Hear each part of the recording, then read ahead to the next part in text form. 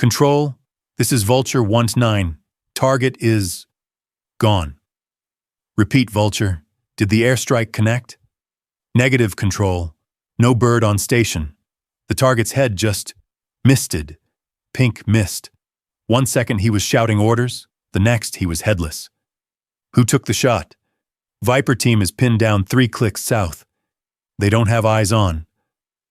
I'm looking at the trajectory, sir. The angle suggests elevation 900, North Ridge. That's impossible, Vulture.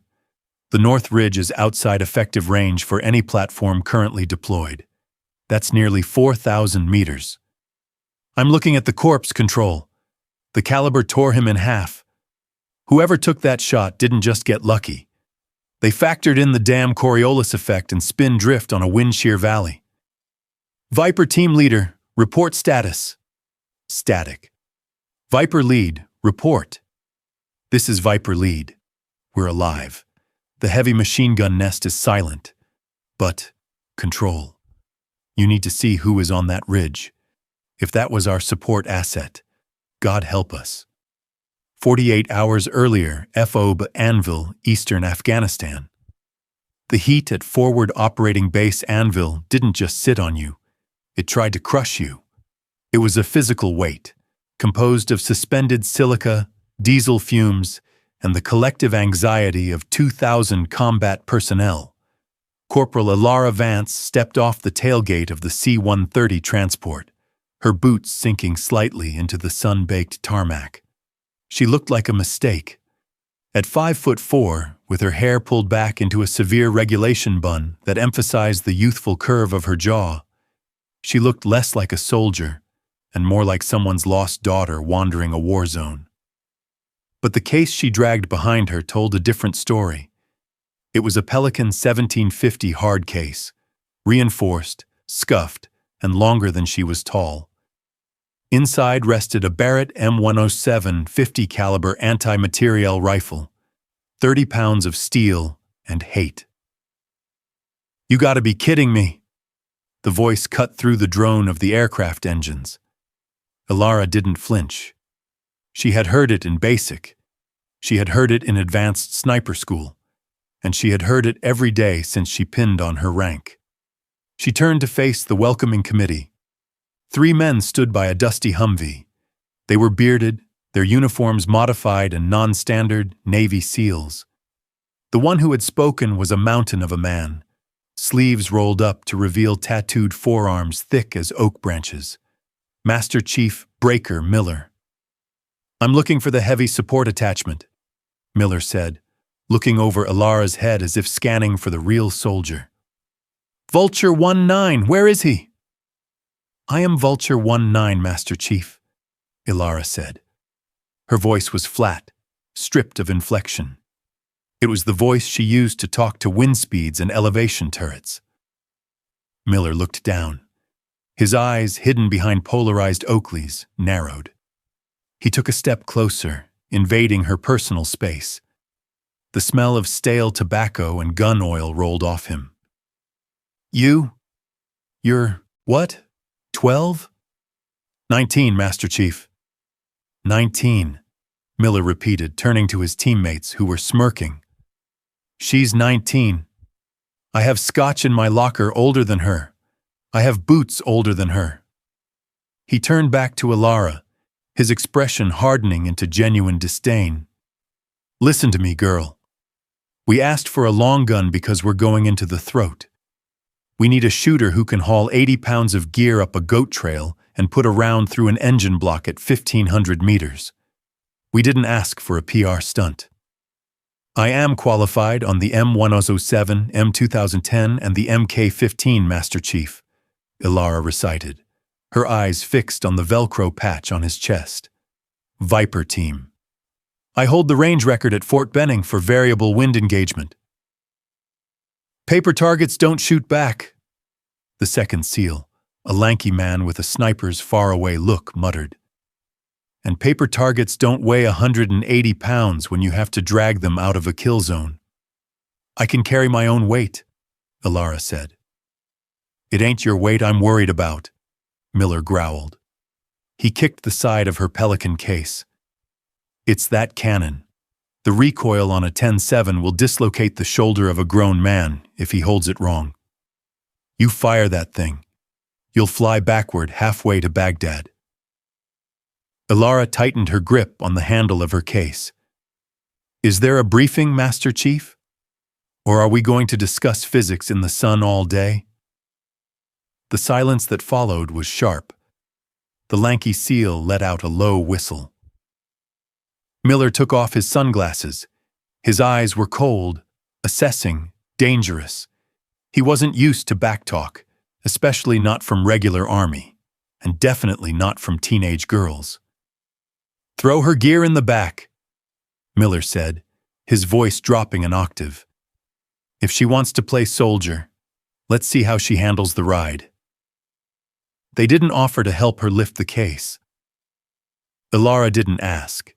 She squatted, keeping her back straight, and heaved the 50-pound case into the high bed of the Humvee with a grunt of exertion. She didn't look at them for approval. She climbed in, wedging herself between a spare tire and a stack of ammo cans.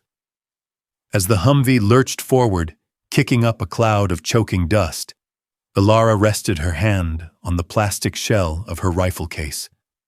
Under her breath, barely audible over the roar of the diesel engine, she began to count. Humidity 20%, barometric pressure 29.9, crosswind 7 miles per hour, full value. "What are you mumbling?" Miller shouted from the front seat. Elara looked out at the jagged, unforgiving mountains rising in the distance. The throat. Somewhere up there, men were waiting to kill them. "Just doing the math, Master Chief," she said softly. "Just doing the math." Because in the end, they could mock her age, her gender, and her size. But a bullet didn't care about any of that. A bullet only cared about the math. And the math was the one thing Elara Vance never got wrong. The Humvee hit a pothole, jarring her teeth, but Elara didn't grimace. She stared at the mountains, and for a fleeting second, the mountains seemed to stare back, waiting. The range at FOB Anvil was less a facility and more a bulldozed scar in the desert floor, pushing out toward the foothills where the wrecks of old Soviet armor rusted in the sun. The heat shimmer was already rising, turning the air into a watery distortion that made everything beyond 600 meters look like a watercolor painting left out in the rain. Corporal Elara Vance knelt in the dust, her movements economical and precise. She had the Pelican case open. The M107 lay inside, disassembled in its foam cradle. While the Viper team members lounged against the hood of their vehicle, cracking jokes and loading magazines for their M4s, Elara worked in silence. She assembled the upper and lower receivers with a metallic clack that drew a few eyes. She locked the retaining pins, checked the bolt carrier group, and finally mounted the massive optic, a loopholed Mark IV that cost more than her father's car. "You got 10 minutes, Vulture," Master Chief Miller called out. He was chewing on a toothpick, watching her with the boredom of a man expecting a failure. "We don't burn daylight for warm-ups. Verify 0 and pack it up." Elara ignored the time limit. Rushing led to mistakes, and mistakes in her line of work led to closed caskets. She pulled a worn, weather-beaten notebook from her cargo pocket. Her dope book. Every shot she had ever taken in training or combat was recorded in these pages. Temperature, humidity, wind speed, grain weight, spindrift. It was her Bible. She lay prone behind the rifle, splaying her legs to absorb the recoil. She pulled the stock tight into the pocket of her shoulder, molding her body to the weapon until the cold steel felt like a second spine. "Range is clear," the range safety officer droned over the loudspeaker. "Miller," Elara said, her voice amplified slightly by the active hearing protection headsets they all wore. "Where's my target?" Miller pointed a gloved finger downrange. "See that steel pendulum at 800? Too easy. We're not shooting static today." He keyed his radio. "Tower, activate the mover on lane 4. At the far end of the range, a mechanized track system whirred to life. A silhouette target popped up, moving laterally across the field of fire at a brisk walking pace. It was a chaotic mover. Start, stop, sprint. "Distance?" Elara asked, adjusting her scope parallax. "Laser says 1,200 meters," Miller lied. Elara glanced at the reticle. She used the mil dots to measure the height of the target against the known size of a standard silhouette. The math clicked instantly in her head. "It's 1450, Master Chief," she corrected, not looking up. "Don't test my range estimation. You'll lose." Miller didn't answer, but the lanky sniper, whose call sign was Ghost, chuckled softly. Elara dialed her elevation turret. Click, click, click. The sound was crisp. She checked the wind flags, a full-value wind coming from the left at 8 miles an hour. She would have to hold right. She didn't touch the windage turret. She would hold the correction in the reticle. It was faster. "Shooter ready," she whispered to herself. The target was moving left to right. At this distance, the flight time of the 50 BMG round would be nearly 2.5 seconds. She had to aim not where the target was, but where it would be. She had to predict the future. She exhaled, engaging her respiratory pause. The world narrowed down to the circle of glass. Her heartbeat slowed. Thump, thump, thump. She applied pressure to the trigger. 4 pounds of resistance. Crack, boom. The muzzle brake vented the expanding gases sideways, kicking up a massive cloud of dust around her. The recoil slammed into her shoulder, a violent shove that would have bruised an untrained operator. Elara rode the recoil, keeping her eyes open, keeping the scope on the target area. "Impact," she said. The word left her mouth a full second before the bullet arrived. Miller frowned. "You missed. No dust signature." Clang. The sound of lead striking steel drifted back to them, delayed by the distance. The moving target shuddered violently and spun on its axis, a black hole punched cleanly through the chest zone. Elara didn't celebrate. She racked the bolt, the massive brass casing ejecting with a heavy metallic ring. She chambered a second round. Crack, boom. "Impact," she said again. Clang. The target, now swinging wildly from the first hit, was struck again, this time in the head box. The kinetic energy of the 50 caliber round nearly tore the target off the rail. Elara engaged the safety and pushed herself up from the dust. She didn't rub her shoulder. She didn't smile. She picked up her brass casings, leaving no trace was a habit, not a rule, and looked at Miller. The Master Chief was staring through his spotting scope. He lowered it slowly. The mockery was gone from his face, replaced by a hard, unreadable expression. He looked at the target, then back at the small 19-year-old girl dusting off her knees. "You were holding for wind?" Miller asked. 10 MOA, right, Elara replied. Wind picked up to 9 miles an hour mid-flight. "You called the wind change?" "I saw the grass move at the 1,000-yard line." Miller spat his toothpick into the dirt. He didn't say good job. He didn't say welcome to the team. In the special operations community, competence was the baseline, not the exception.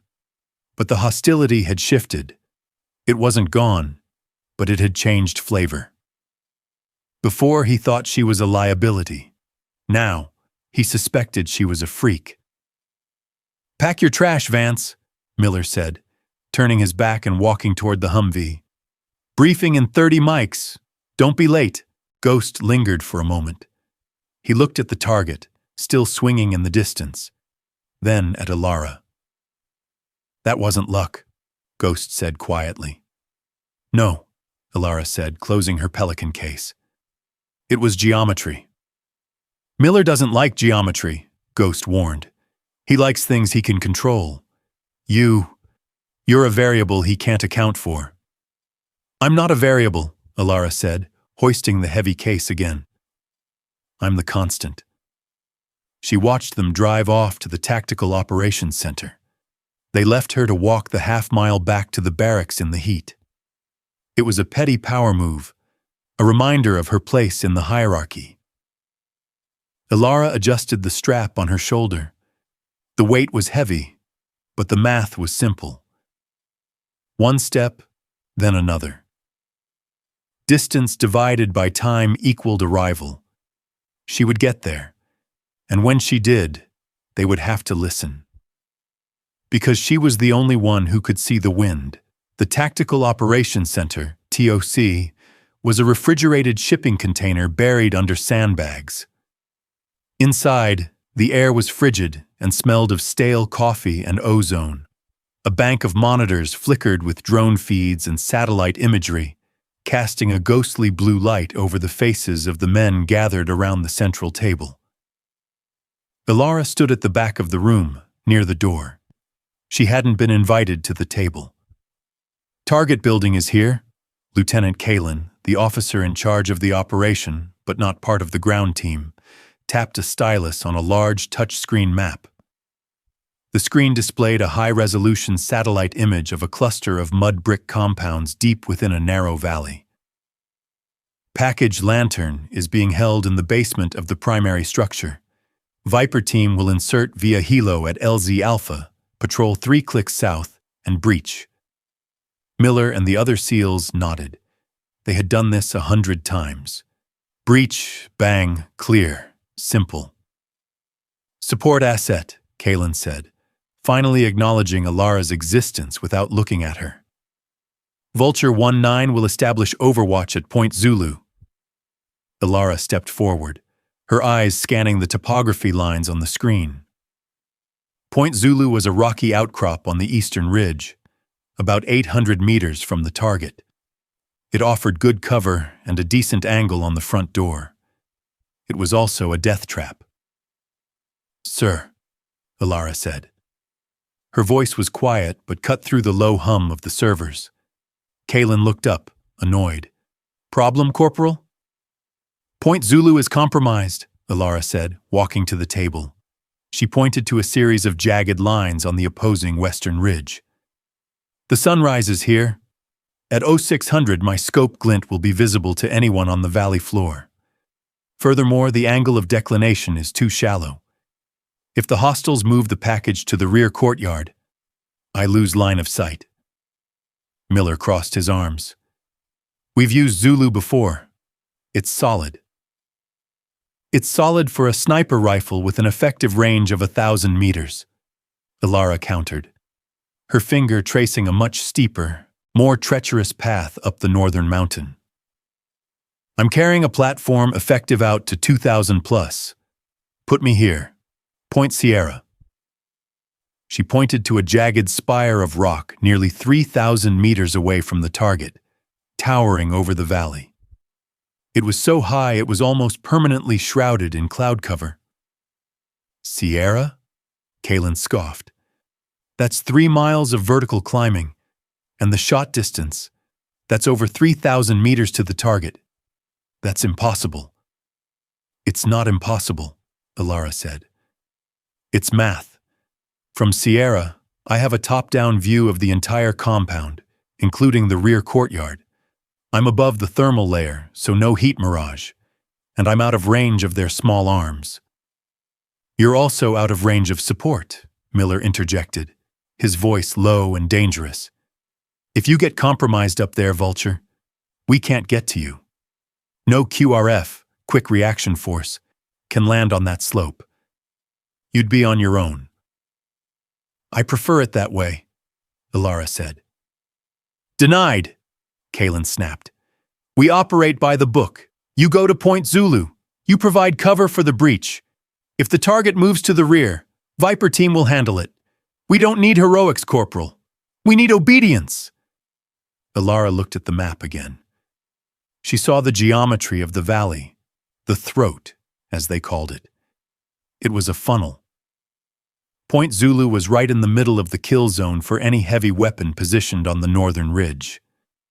If she set up at Zulu, she would be blind to the higher ground.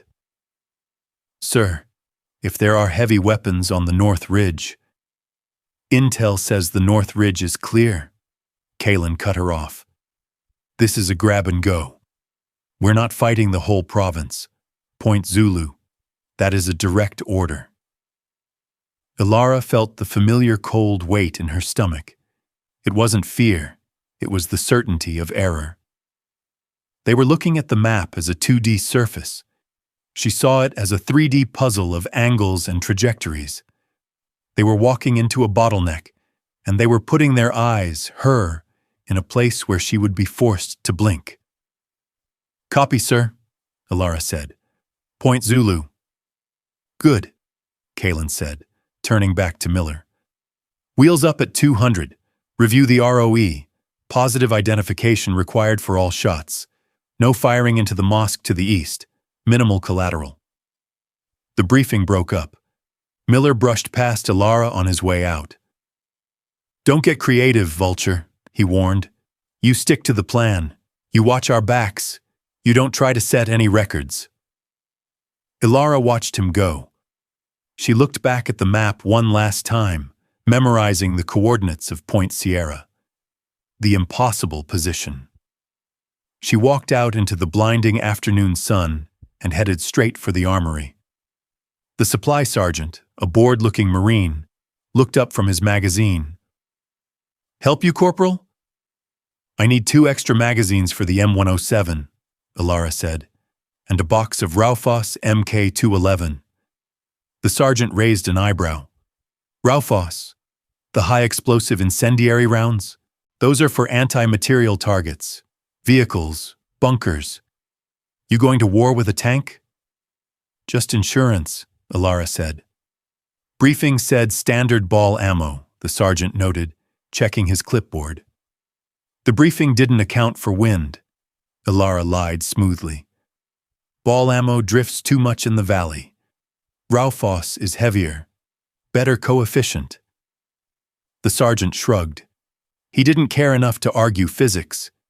He slid the heavy box of ammunition across the counter along with the magazines. Elara took them. She knew she was disobeying the spirit of the ROE, if not the letter. High-explosive rounds were messy, but looking at that map, at the trap Point Zulu represented, she knew something the lieutenant and Miller didn't. Plans never survived first contact with the enemy. But geometry was eternal. And if her calculations were right, she was going to need something that could punch through concrete walls from 2 miles away. She went back to her bunk and began to pack. She stripped her kit of everything non-essential. Extra water, extra batteries, extra socks, gone.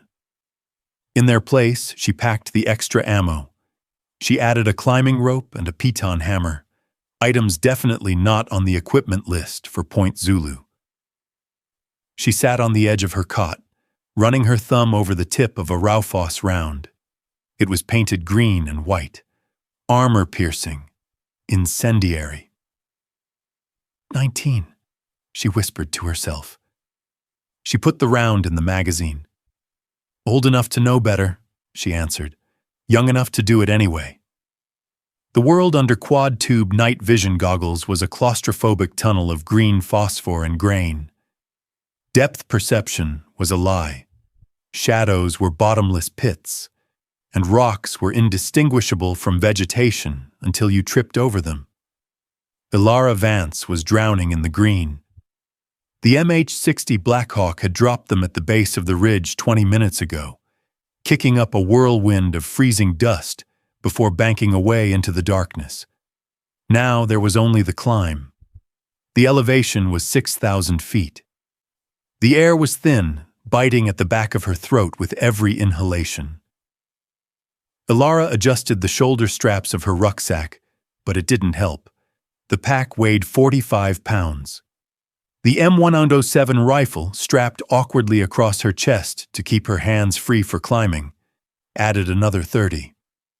With her plate carrier, helmet, and ammunition, she was hauling nearly 90 pounds of gear. She weighed 120. Ahead of her, the SEALs of Viper Team moved like wraiths. They were large men, built for load-bearing. Their strides were long, eating up the incline with an efficiency that bordered on arrogance. Miller was on point, a hulking silhouette against the star-filled sky. Elara gritted her teeth. Her thighs burned with a lactic acid fire that threatened to seize her muscles. Her lungs screamed for oxygen that wasn't there. But she didn't slow down. To slow down was to leave a gap in the patrol formation. To leave a gap was to fail. Step, breathe, step, breathe. She focused on the boots of the man in front of her, Ghost. She mimicked his foot placement, stepping where he stepped, avoiding the loose scree that would slide and clatter. The terrain grew steeper. The goat trail they were following dissolved into a jagged scramble up a shale slide. Elara lunged for a handhold, her gloved fingers gripping a sharp edge of limestone. As she pulled herself up, the barrel of the massive sniper rifle snagged on a protruding root. The sudden resistance threw off her center of gravity. Her boot slipped. For a heartbeat, she was weightless, sliding backward into the dark void. A cascade of small stones rattled down the slope, a sound that seemed as loud as gunfire in the oppressive silence. Elara didn't panic. She didn't gasp. She slammed her left elbow into the rock face, using the pain as a brake, and dug the toe of her boot into the dirt. She stopped her slide, hanging precariously over a 10-foot drop. Above her, Ghost stopped instantly. He spun around, his weapon raised. Through the NVGs, his IR laser danced across her chest. Elara looked up. She could see the whites of his eyes glowing eerily behind his goggles. He made a sharp, cutting gesture with his hand. Silence. Then he reached down, offering a hand to pull her up. Elara stared at the hand. If she took it, she admitted weakness. If she took it, Miller would know she struggled. She ignored the hand. She found a new foothold, grunted silently, and powered herself up the ledge using her own legs. She stood next to Ghost, chest heaving, sweat turning cold on her skin. Ghost held his hand out for a second longer, then retracted it. He tapped his helmet, "Keep moving," and turned back to the ascent.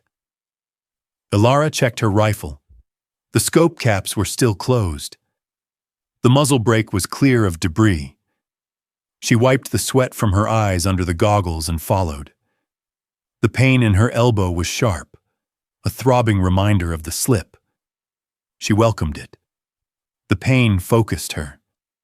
It reminded her that the mountain didn't care about her rank or her gender. The mountain only respected friction and gravity. 40 minutes later. Miller raised a closed fist. The column froze. They had reached Point Zulu. Elara dropped to one knee, scanning the perimeter through her optic. The position was a small plateau, sheltered by a ring of boulders. It overlooked the valley floor, exactly as the map had shown. Miller signaled for her to set up. Elara low-crawled to the edge of the ridge. She unfolded the bipod legs of the M107 and settled the rifle into the dirt. She removed the lens caps and pressed her eye to the scope, dialing the magnification down to 10x for a wider field of view. The green image sharpened. Below them, a kilometer away, lay the target compound. She could see the heat signatures of goats in a pen. She could see the glow of a fire in a courtyard. "Vulture, status?" Miller's voice crackled in her earpiece, a whisper over the encrypted comms. Elara panned the rifle left, then right. Her heart sank. "Set," she whispered back. "But I have dead space." "Say again?" "The eastern wall of the compound," Elara reported, her voice tight. "It casts a shadow. If they move the package behind that wall, I can't see them, and I have zero visibility on the approach road from the north." "You have eyes on the front door?" Miller asked. "Affirmative." "Then that's enough. Hold your sector." Elara pulled her eye away from the scope. She looked up and to her left. Towering above them, blotting out the stars, was the peak of the northern mountain, Point Sierra. From up there, she would have seen everything. From up there, the compound would be a tabletop. From down here at Point Zulu, she was looking through a keyhole. She checked her wind meter. The air here was swirling, unpredictable, bouncing off the canyon walls. Up at Sierra, the wind would be cleaner, a constant laminar flow. "We are blind on the north flank," Elara whispered to herself, too low for the mic to pick up. She watched the seals move out, disappearing down the slope toward the valley floor like ink spilling into water. They were going into the throat of the beast, and she was sitting in the cheap seats, watching a tragedy unfold with a weapon she couldn't fully use. She reached into her pocket and touched the cold steel of the Raufoss magazine. She had a feeling she would need to make a door where there wasn't one. "Viper going dark," Miller transmitted.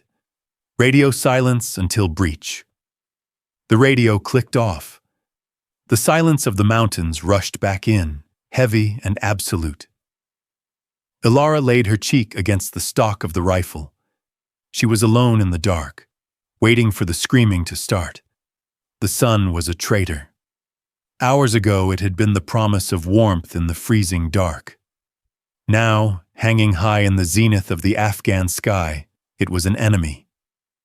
It turned the rocky shelf of Point Zulu into a convection oven. Elara lay motionless under her sniper veil, a lightweight mesh draped over her helmet and scope to break up the human outline. She had been prone for 6 hours.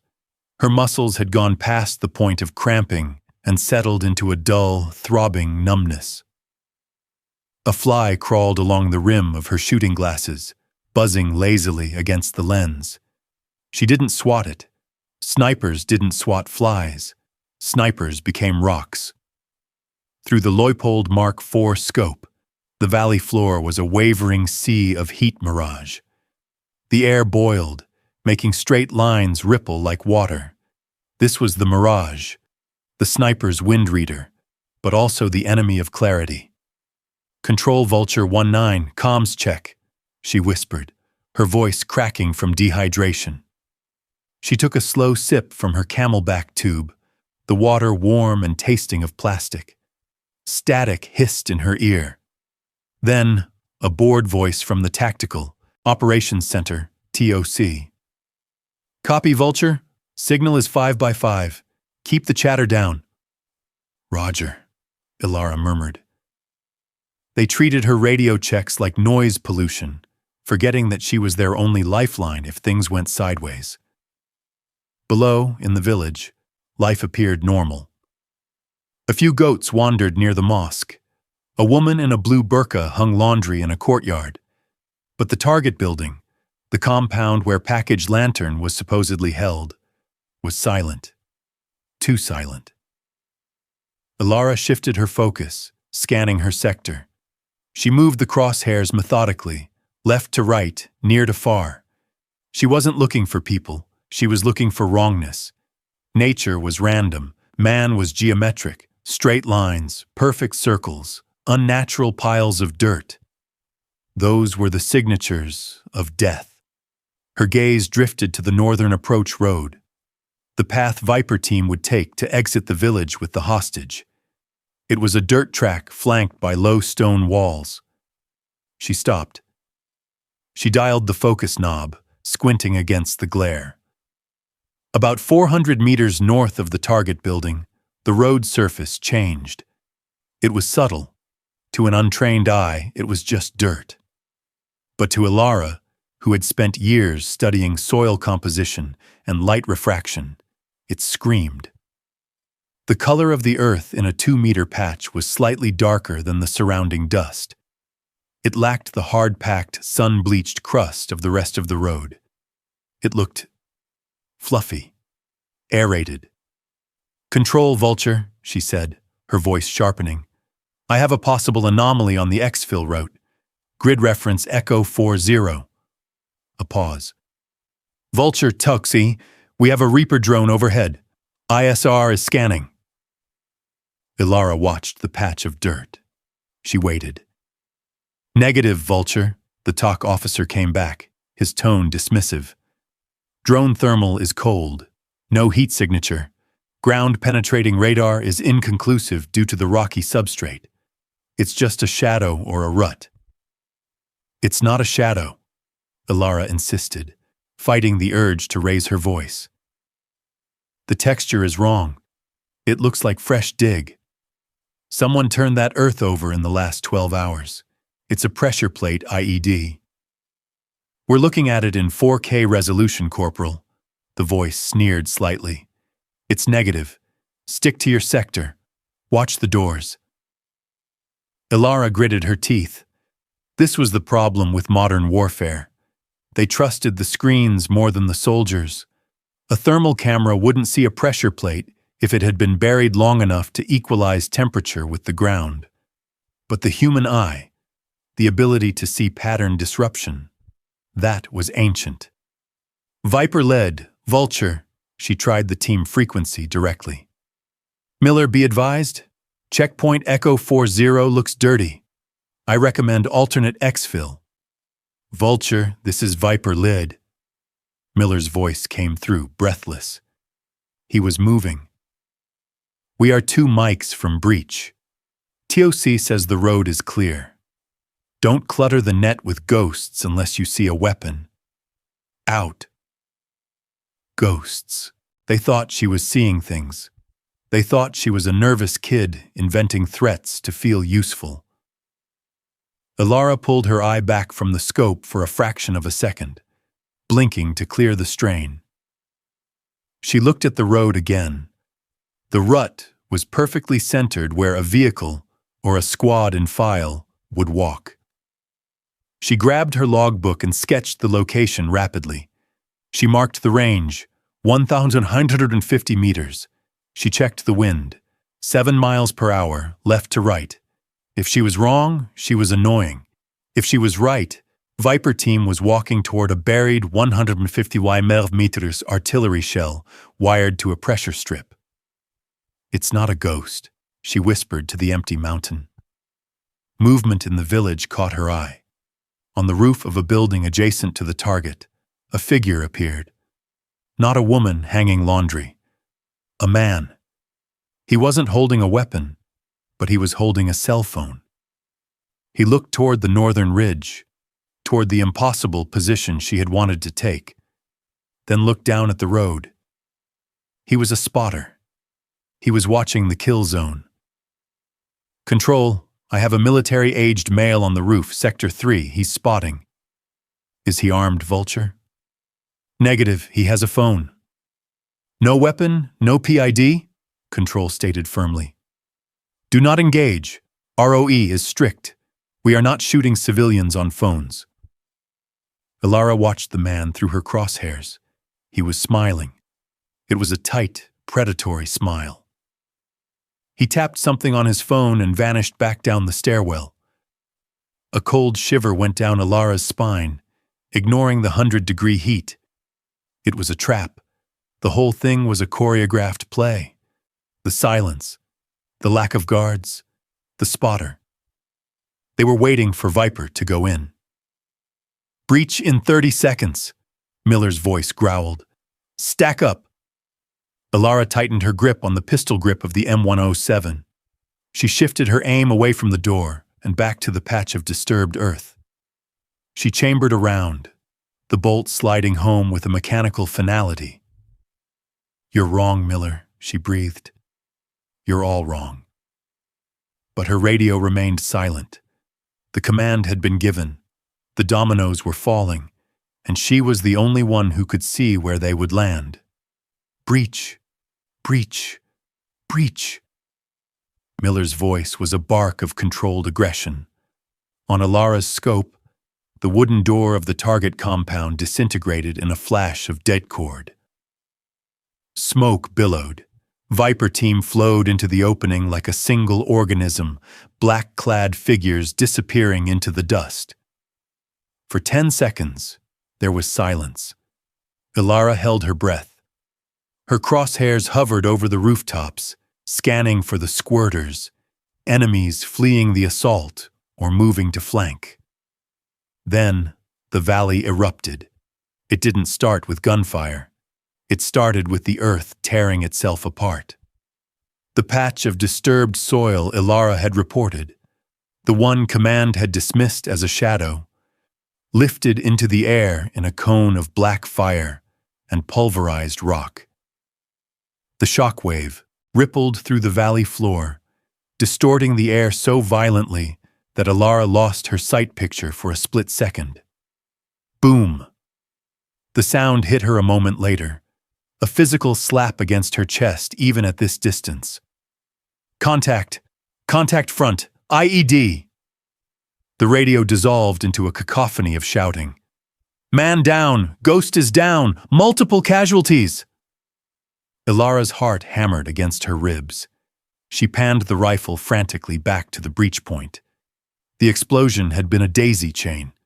The primary charge on the road had triggered secondary charges buried along the compound wall. The eastern wall, the one creating the blind spot she had warned about, collapsed inward, burying the rear element of Viper team. "Taking fire! North Ridge! Taking heavy fire!" Automatic gunfire crackled from the rooftops. The village, sleepy and silent moments ago, was now a hornet's nest. Muzzle flashes sparkled from windows, doorways, and haylofts. They had been waiting. They had let Viper team walk right into the kill box. "Vulture, do you have eyes on?" Miller screamed over the net. The calmness of the operator was gone, replaced by the raw urgency of survival. "I see them," Elara said. Her voice sounded strange to her own ears, robotic, detached. Through the scope, she saw a fighter pop up from behind a low wall, an RPG-7 resting on his shoulder. He was aiming at the breach where the SEALs were pinned. Range, 950 meters. Wind, 6 mph left. Elevation, negligible. The math flooded her brain, pushing out the fear. The equation was simple. If she did nothing, the RPG would fire. If the RPG fired, the team died. She exhaled. The reticle settled on the man's chest. Crack. The M107 bucked. The recoil was a familiar violence. Down in the valley, the RPG gunner simply ceased to exist. The heavy .50 caliber round caught him center mass, turning his torso into red mist and flinging the loaded launcher backward. It detonated harmlessly against a wall. "Target down," Elara reported. She racked the bolt. Clack, clack. "Good kill. Keep them off us." She shifted fire. 2 men with AK-47s were sprinting across a rooftop to flank the pinned SEALs. Crack. The first man crumpled mid-stride, his leg severed at the thigh. Crack. The second man dove for cover, but the round punched through the mud brick wall he was hiding behind. Dust exploded from the other side, and he didn't move again. "Viper lead, Vulture.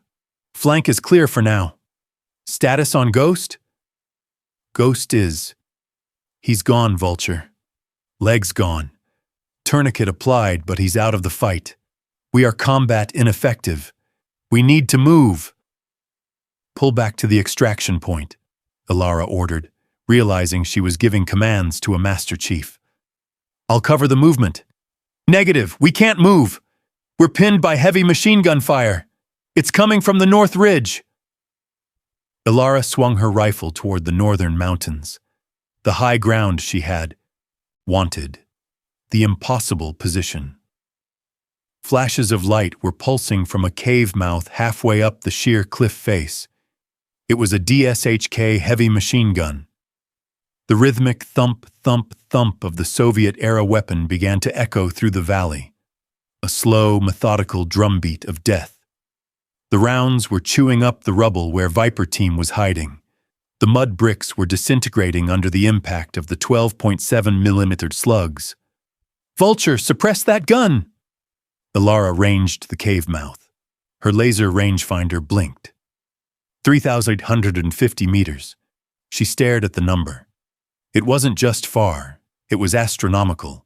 The effective range of the M107 was roughly 2,000 meters. The world record was just over 3,500. This target was nearly 4 kilometers away. "I can't reach it," Elara whispered. "It's out of range." "What do you mean out of range?" Miller shouted, the sound of concrete shattering near his microphone making him unintelligible. "They are tearing us apart! Do something!" Elara looked at her turrets. She looked at the angle. Even if she dialed the elevation to the maximum, she would be aiming at the sky. The bullet would drop nearly 300 feet over that distance. The dispersion would be the size of a barn. "I can't hit it from here," she yelled back, frustration tearing at her throat. I told you Zulu was too low. I don't have the angle." "Then we're dead."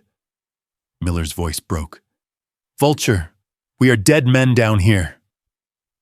Elara looked at the DSHK muzzle flash. It was mocking her. It was safe. It was perched high above the fray, raining steel down on the men who had laughed at her. She looked to her left. The ridgeline of Point Zulu rose steeply, connecting to a jagged spine that led up, toward a higher vantage point, toward a wind-swept ledge that just might, cut the distance down. But to get there, she would have to leave her cover. She would have to move across an open saddle exposed to the entire valley. She looked back at the scope. She saw Ghost's body being dragged by Miller. She saw the dust kicking up around them as the DSHK rounds walked closer. The math was impossible from here, so she had to change the equation. "Vulture moving," she said. "What? Stay put, that's an order," command shouted in her ear. Elara ripped the earpiece out. She grabbed the handle of the M107. She didn't look back. She started to run, up the mountain, into the open, toward the impossible. The sound of a DSHK heavy machine gun was not a rattle. It was a heartbeat. Thump, thump, thump, deep, resonant, and rhythmic. The 12.7 107mm rounds didn't just suppress the enemy. They disassembled the environment. Each impact carried enough kinetic energy to punch through a cinder block wall and cut a man in half on the other side. Elara Vance was scrambling up a loose shale slide, her lungs burning as if she had inhaled broken glass. She had abandoned the safety of Point Zulu, disregarding the direct order from command to reach a jagged spur of rock 100 meters higher up the ridgeline. The air here was thinner. The wind was a physical force, tearing at her uniform, threatening to throw her off the mountain. She crested the ridge and threw herself flat behind a slab of granite. Below her, the valley was a cauldron of dust and smoke. Through her unmagnified vision, the tracers from the enemy gun looked like lazy green fireflies drifting across the abyss. But down in the kill zone, those fireflies were sledgehammers. She jammed her earpiece back in. The silence was instantly replaced by the sounds of dying men. "I need suppression on that ridge. Where is my air support?" Miller's voice was raw, shredded by shouting and dust. "Viper lead, this is control. The distant voice of the JTAC, Joint Terminal Attack Controller, replied, calm and detached. Fast movers are inbound. Time on station, 20 mics. Repeat, 20 mics. We don't have 20 minutes, Miller screamed. We don't have 20 seconds.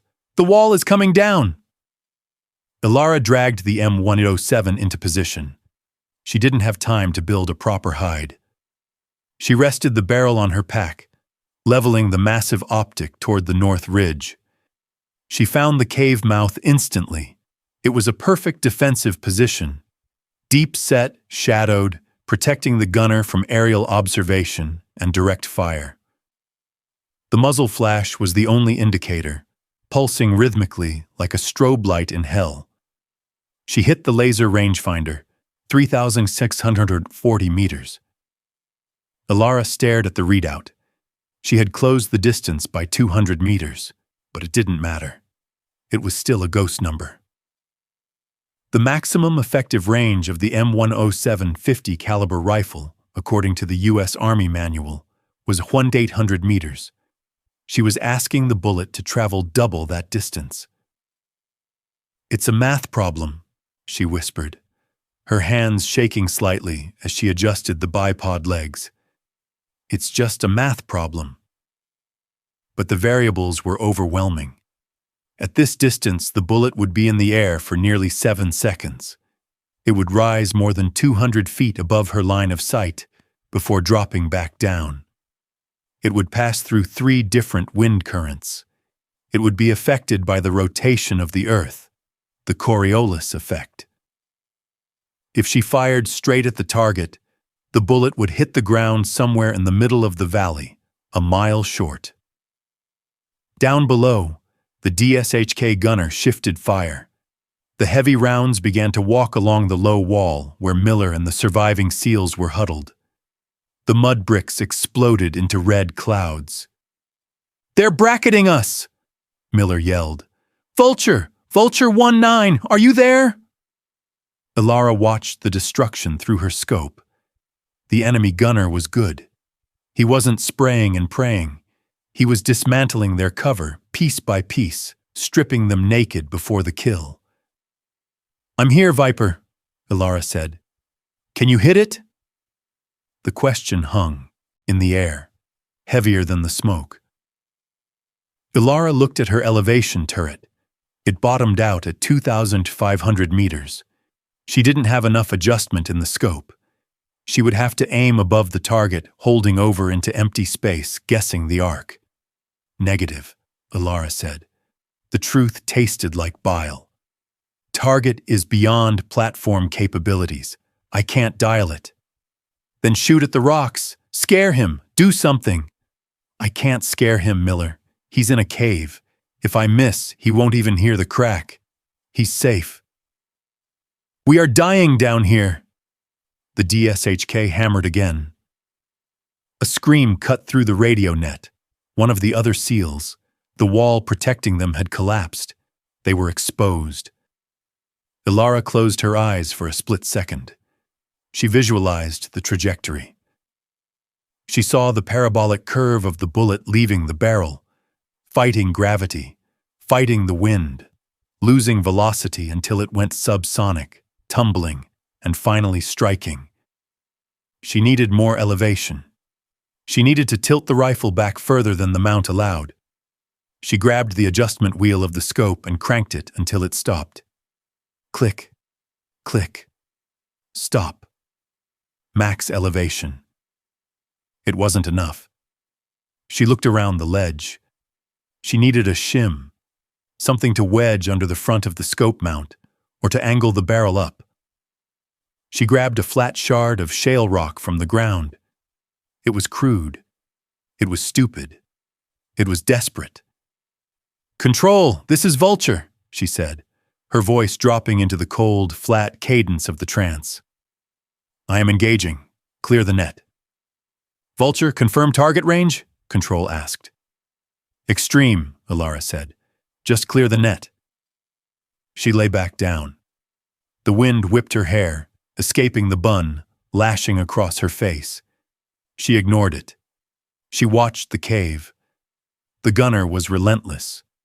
The hammer. He thought he was a god up there.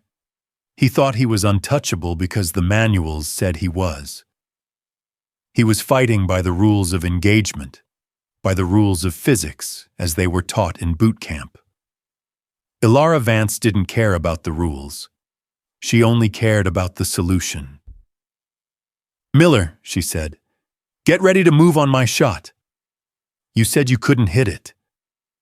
"I said I couldn't dial it," Elara whispered, centering the crosshairs not on the cave, but on a jagged rock formation nearly 300 feet above the cave. "I didn't say I couldn't hit it." She exhaled. The world narrowed. The thump, thump, thump of the DSHK became the ticking of a clock counting down to 0. She began the calculation. Not on a computer, but in her blood. Gravity is a constant. Wind is a variable. She was about to turn a variable into a constant. "Vulture 1 to 9, this is TOG. You are not cleared to engage. I repeat, hold your fire." The voice of Lieutenant Kalin was distinct even through the distortion of the encrypted channel. It wasn't the panicked shout of a man in the mud. It was the sharp, sterile command of a man in an air-conditioned box looking at a timeline. "Air assets are 18 mics out," Kalin continued.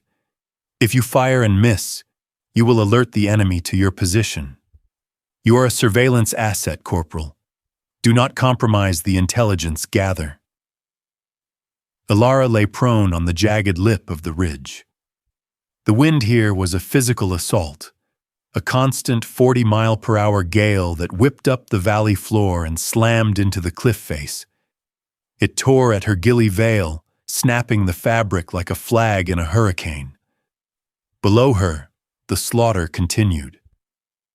The DSHK heavy machine gun was systematically reducing Viper Team's cover to dust. Through her scope, Elara saw Miller drag another body, she couldn't tell who, behind the crumbling remains of a water trough. The impacts were getting closer. They didn't have 18 minutes. They didn't have 18 seconds. "They are dying, sir," Elara said. Her voice was calm, almost conversational. It was the detached calm of a surgeon looking at a gangrenous limb. "We know the situation, Vulture," Kalin snapped. "But that shot is statistically impossible. You are wasting ammunition and risking the integrity of the mission. Stand down. That is a direct order. Do you copy?" Elara looked at the radio unit clipped to her vest. The green light blinked rhythmically. It was her tether to authority. It was the chain of command that had defined her entire adult life. To break it was to end her career. It was a court-martial offense. It was treason against the hierarchy. She looked through the scope again. She saw the muzzle flash of the DSHK. Thump, thump, thump. She reached up with her left hand. Her fingers brushed the connector cable where it entered her headset. "Vulture, acknowledge," Kalin shouted. "Corporal Vance, if you take that shot, I will have your stripes. I will." Click. Elara pulled the plug. The voice vanished. The static vanished. Suddenly, the world was incredibly loud. The wind howled like a banshee. The distant explosions echoed off the canyon walls with a hollow boom. The blood rushed in her ears, a rhythmic swishing sound that matched her heartbeat. She was alone. She had just committed professional suicide. There would be no medals for this. If she missed, she would be the girl who disobeyed orders and got SEALs killed. If she hit, she would still be the girl who disobeyed orders. "Just math," she whispered to the wind. "No rank, just math." She shifted her body, inching forward on the ledge. To get the necessary elevation, she had to expose herself. The lip of the ridge offered cover, but it also blocked the extreme angle she needed to lob the bullet. She had to crawl out onto the flat, open rock, completely visible to anyone looking up. She dragged the heavy rifle forward. The stone scraped against her stomach, sharp edges cutting through her uniform. She didn't feel it. She set the bipod legs down on the very edge of the precipice. A 3,000-foot drop waited, inches from the muzzle. The wind here was ferocious, swirling in complex eddies that no computer could model perfectly. She checked her level. The bubble in the scope was centered. She checked her position. She was entirely exposed. If the DSHT gunner looked up, or if the spotter on the roof had binoculars, she was a black silhouette against the gray sky. A sitting duck. But they weren't looking up. They were looking down, fixated on the kill. Elara settled behind the gun. She pressed her cheek into the stock, finding the weld. She closed her non-shooting eye, not to squint, but to focus her entire being into the tunnel of the scope. The silence of the radio was terrifying. It was a void where permission used to be. Now the only permission that mattered was physics. She was a rogue element, a variable the system hadn't accounted for. She took a deep breath, tasting the dust and the ozone. She watched the heat mirage dancing over the barrel. 18 minutes, she murmured. Too long. She began to build her position, digging her toes into the shale, loading the bipod with her shoulder weight. She was locking herself into the earth, becoming an anchor for the violence she was about to unleash. The wind buffeted her, trying to push her off the mountain. But she didn't move. She was stone. She was steel. She was the decision that had already been made. Elara pulled the Kestrel weather meter from her pouch. The small device, no larger than a cell phone, was the brain of modern sniping. It read the air. It told you the density altitude, the barometric pressure, the humidity, all the invisible fingers that pushed a bullet off its path. She held it up into the howling gale.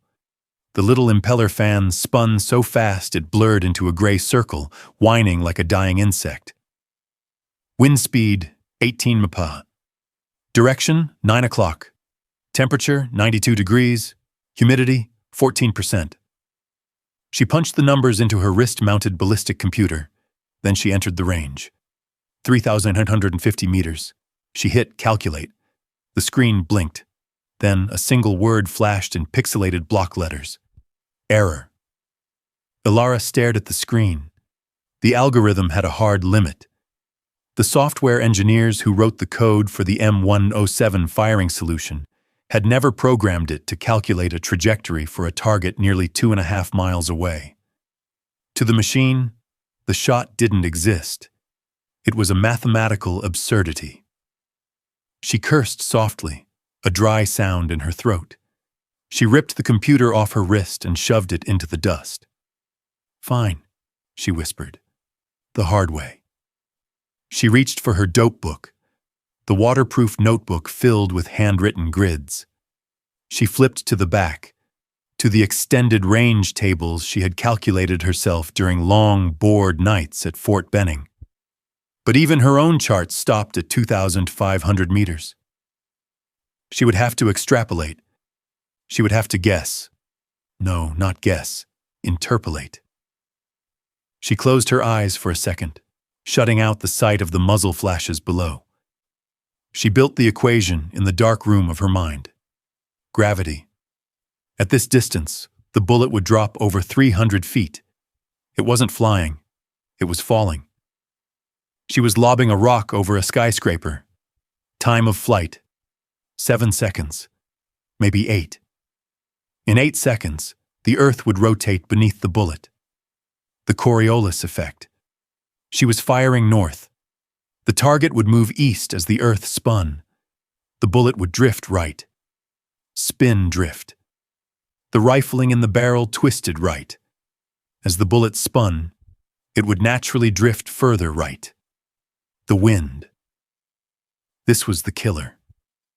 The wind at her position was 18 miles per hour from the left. But down in the valley, it was swirling.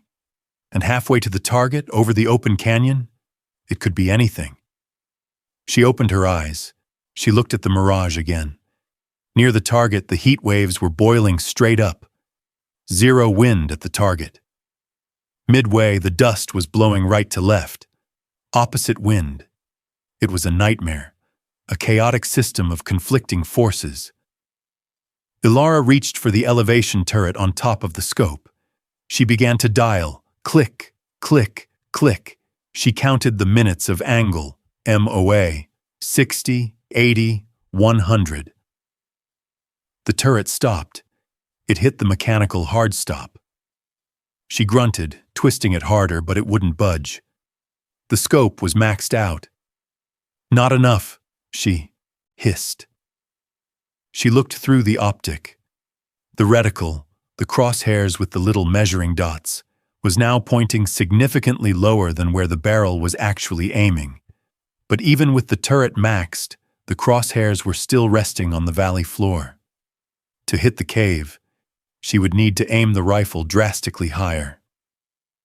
She had to use the Christmas tree, the grid of dots below the main crosshair. She had to hold over.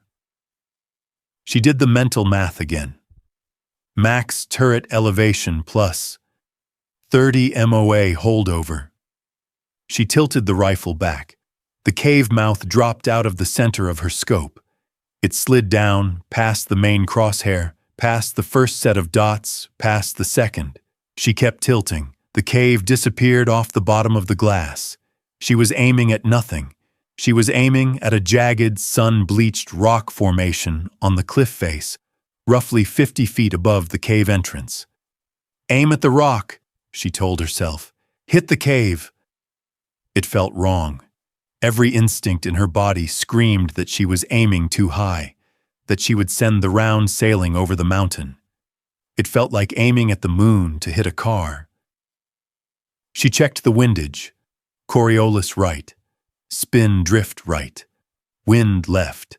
The wind was the strongest force. She had to aim left, into the gale. She shifted the rifle horizontally. Now she was aiming at a patch of brown scrub brush to the left of the rock formation. She was aiming at a bush 50 feet above and 30 feet to the left of the actual target. If she pulled the trigger now, she wasn't shooting at the enemy. She was shooting at a ghost in the sky, trusting that gravity and air would drag the bullet down into the heart of the mountain. Her hands were trembling, not from fear, but from the sheer physical strain of holding the heavy weapon in such an awkward, unnatural position on the uneven rock. She forced her muscles to relax. Skeletal support. She dug her elbows into the shale until they bled. She loaded the bipod until the rubber feet threatened to shear off. The DSHK pounded on, thump, thump, thump. "I can see the math," she whispered. "I can see the line." She visualized the arc. A thin red ribbon stretching from her muzzle, rising high into the pale blue sky, peaking and then plunging swiftly, silently, down toward the darkness of the cave. It was a beautiful curve, a perfect parabola. She wrapped her index finger around the trigger. The pad of her finger rested on the curve of the steel. "Send it," she breathed. She didn't wait for the wind to die down. The wind would never die down. She had to become part of the wind. She began to squeeze, smooth, steady pressure, straight back. The world was just variables, and she was the solvent. The crosshair was dancing. It was a microscopic movement, barely visible to the naked eye, but under the extreme magnification of the optic, it looked like an earthquake. Up, down, left, right. The reticle refused to settle on the patch of scrub brush she had selected as her aiming point. Elara cursed internally. It was her heart. The climb, the altitude, and the sheer terror of the situation had spiked her pulse to over 160 beats per minute. Every time her heart pumped, the arterial pressure in her shoulder nudged the stock of the rifle, sending a tremor down the barrel. At 100 meters, that tremor was negligible. At nearly 4,000 meters, that tremor was a variance of 50 feet. If she pulled the trigger now, the bullet wouldn't just miss the cave. It might miss the mountain. She closed her eyes again, fighting the urge to rush. Rush meant failure. Failure meant Miller and the others died. But waiting felt like murder. Thump, thump, thump. The DSHK below continued its rhythmic butchery. Every thump was a reminder of the time she didn't have. "Control your machine," she whispered. She wasn't talking about the rifle. She was talking about her body. She forced herself to uncurl her toes inside her boots. She relaxed the muscles in her calves, her thighs, her lower back. She felt the tension draining out of her, sinking into the cold stone beneath her. But the heart was a stubborn engine. Badum, badum, badum. It was too loud in her ears. Suddenly, the smell of cordite and Afghan dust vanished. In its place came the scent of pine needles and damp earth. The howling wind was replaced by the rustle of autumn leaves. She was 12 years old. She was lying in the prone position on a bed of moss in the Appalachian foothills. Her father's hand was heavy and warm on her shoulder. "You're fighting it, Elara." His voice was a low rumble, blending with the woods. "It won't stay still," the 12-year-old Elara complained, looking through the scope of the bolt-action .22 rifle. "The squirrel keeps moving." "The squirrel isn't the problem," her father said gently. "You are. You want the shot too much. You're trying to force the bullet to go where you want. You can't force physics, kiddo. You have to ask it nicely." "How?" "Stop being Elara. Stop being a hunter. Just be the ground. The ground doesn't shake. The ground doesn't want. The ground just is." He squeezed her shoulder. "Breathe in. Let it all out. Find the bottom of the breath. That little empty space before you need air again. That's where the stillness lives. That's where you take the shot." The bottom of the breath. The memory snapped shut. The blinding sun of the Hindu Kush returned. The pine smell turned back to sulfur. But the panic was gone. Elara opened her eyes. The world was sharp again. She inhaled deeply, filling her lungs with the thin, oxygen-starved air. She held it for a count of 2. Then she began to exhale. She let the air escape her lips in a slow, controlled hiss. As her lungs emptied, her body slackened. The tension in her shoulders evaporated. The rifle settled into the bipod as if it had taken root in the rock. She reached the bottom of the exhale, the natural respiratory pause. Her heart rate slowed. The thumping in her ears faded into a dull background rhythm. Badum. Pause. Badum. She watched the crosshair. It slowed its frantic dance. It hovered over the scrub brush in the sky. It wasn't perfectly still, nothing ever was, but it was floating, predictable, rhythmic. She was no longer Corporal Vance.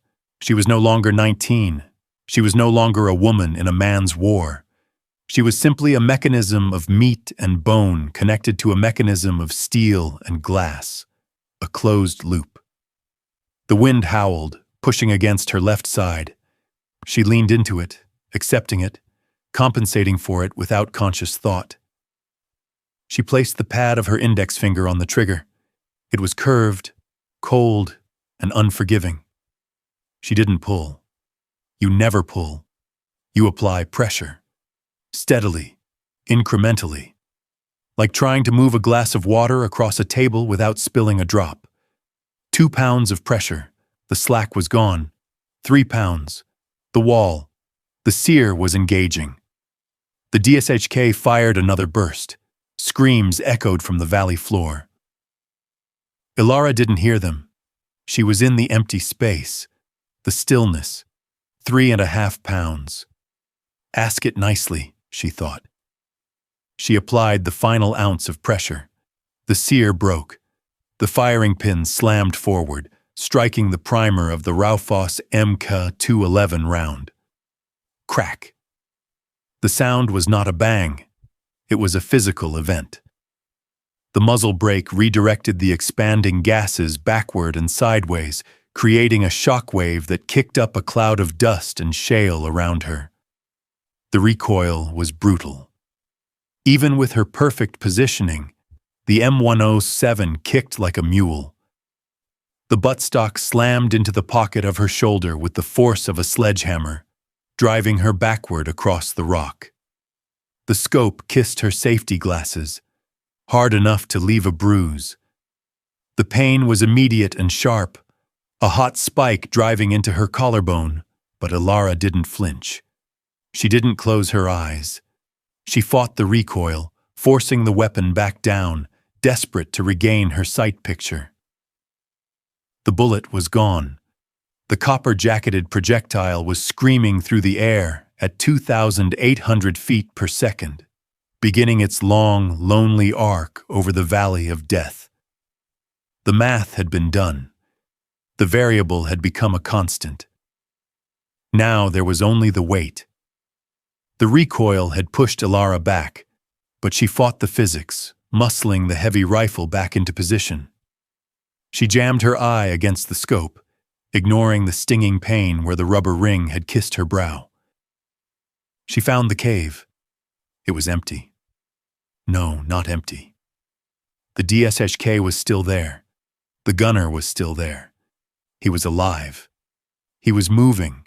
He was adjusting the feed tray of the heavy machine gun, preparing for another burst. Elara's heart stopped. Did I miss? Then she remembered the physics. She hadn't missed. The bullet just hadn't arrived yet. At a distance of 3,800 meters, the laws of cause and effect were severed by time. Light traveled instantly. Bullets did not. The Raufoss MK211 projectile had left her barrel at supersonic speed, but it had to cross a gulf of air so vast that it was essentially a different time zone. 1 second. The bullet was climbing. It was racing upward into the thinning atmosphere, reaching the apex of its trajectory nearly 300 feet above the line of sight. It was flying higher than the birds, arcing over the valley floor like an artillery shell. 2 seconds. Down in the valley, Master Chief Miller was screaming something, but Elara couldn't hear the words. She only saw him scrambling over the debris of the collapsed wall, dragging the body of the wounded sniper, Ghost. They were exposed. They were slow. They were dead men walking. 3 seconds. The bullet reached the top of its arc. Gravity, patient and inevitable, grabbed it. The nose of the projectile tipped downward. It began its long, accelerating plunge back toward the earth. 4 seconds. The DSHK gunner slammed the feed cover shut. He racked the charging handle. Elara saw the movement clearly through the high-grade glass. He looked bored. He looked professional. He swung the barrel of the heavy gun a few degrees to the left, leading the target. He was lining up on Miller's back. "Move," Elara whispered, her lips brushing the dust. "Just move." 5 seconds. The bullet was now entering the most dangerous phase of its flight, the transonic zone. As it lost velocity, it slowed from supersonic to subsonic speed. The shock wave that had been trailing behind the bullet would catch up to it and overtake it, buffeting the projectile with turbulent air. This was the wobble. This was where 90% of extreme long-range shots failed. The bullet would yaw, tumble, and veer off course. Elara held her breath. She couldn't see the bullet, but she could feel it. She could feel the instability in her teeth. Hold together. Just hold together. 6 seconds. The gunner's finger tightened on the butterfly trigger of the DSHK. The muzzle flashed. Elara flinched. Too late.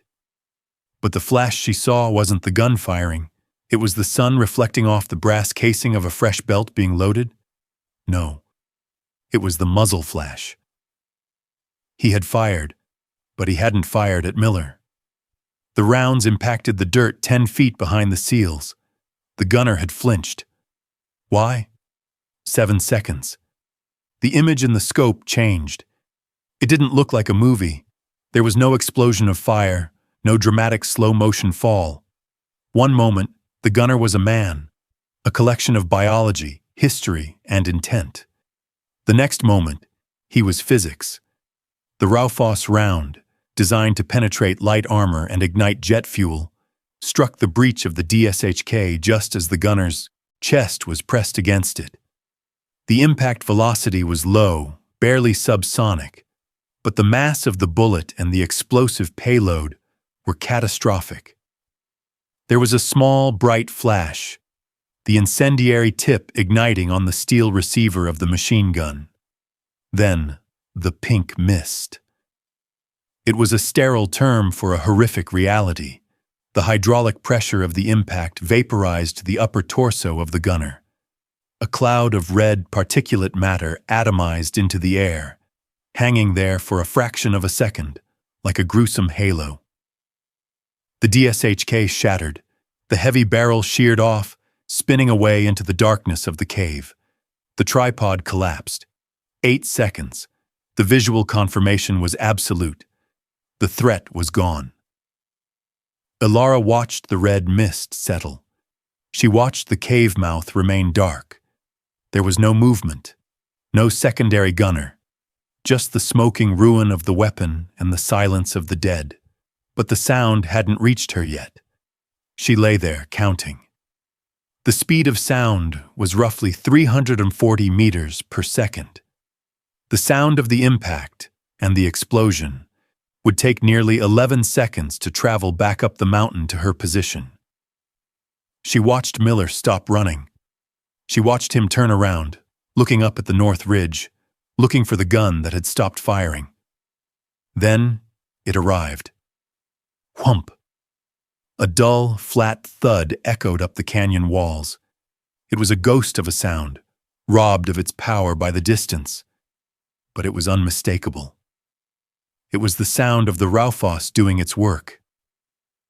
"Target down," Elara whispered. Her voice was trembling. The adrenaline dump hit her all at once, shaking her limbs, turning her blood to ice water. "Target neutralized." She didn't cheer. She didn't pump her fist. She felt a profound, crushing exhaustion. She felt the weight of the life she had just extinguished across 3 miles of empty air. She reached for the bolt handle of the M107. Her hand was shaking so badly she missed it the first time. She grabbed it, racked it back. Clang! The massive brass casing, hot and smoking, ejected onto the rocks beside her face. It spun on the shale, chiming like a bell. She stared at the empty case. It was just a piece of metal, but it was also a tombstone. Vulture. Control. The radio crackled back to life, or maybe she had just plugged it back in without realizing. "Vulture, report status. Did you fire?" Lieutenant Kalen's voice was angry. He was ready to reprimand her. He was ready to read her the charges for disobeying a direct stand-down order. Elara looked through the scope one last time. The cave was a tomb. The SEALs were safe, huddling behind a new piece of cover, checking their wounded. "Vulture 1-9 to control," she said, her voice flat, dead, and utterly calm. "Shot out. Target destroyed. The northern ridge is cold." There was a long silence on the net, a silence that spoke of disbelief. They were checking their drone feeds. They were looking at the impossible geometry of the shot and trying to make it fit into their understanding of the world. "Say again, Vulture?" Miller's voice broke in. "Did you say target down?" "Affirmative, Viper Lead," Elara said. You are clear to move. She rested her forehead against the cool metal of the receiver. She closed her eyes. She was 19 years old, and she had just rewritten the book on death. The valley was silent for exactly 3 seconds following the destruction of the DSHK. It was a silence born of total confusion. The insurgents on the valley floor stopped firing. They looked up at the cave mouth, expecting the rhythmic thump of the heavy gun to resume. When it didn't, they looked at each other. They looked at the surrounding ridges. They didn't look at Elara. To them, the shot that had silenced their heavy weapon was a physical impossibility from the northern peaks. Physics dictated that the sniper had to be closer, much closer. They began to pour fire into the lower slopes of the eastern ridge, attacking empty rocks and shadows, convinced that an American team must be hiding there. "Viper led, Vulture," Elara said, her voice tight. "The enemy is confused. They are engaging the wrong sector. You have a window. Move. Now." Down below, Miller seemed to shake himself out of a trance.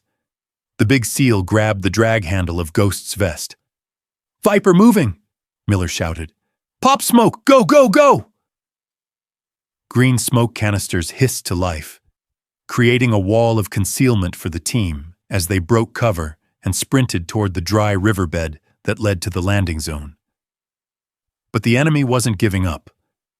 A squad of fighters broke from the cover of the village, sprinting parallel to the SEALs, trying to cut them off before they reached the wadi.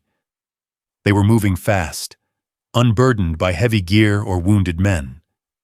Elara saw them. She ranged them. 2,800 meters. Compared to the shot she had just taken, this was point blank, but her shoulder was screaming. The previous shot hadn't just bruised her. It felt like it had separated the joint.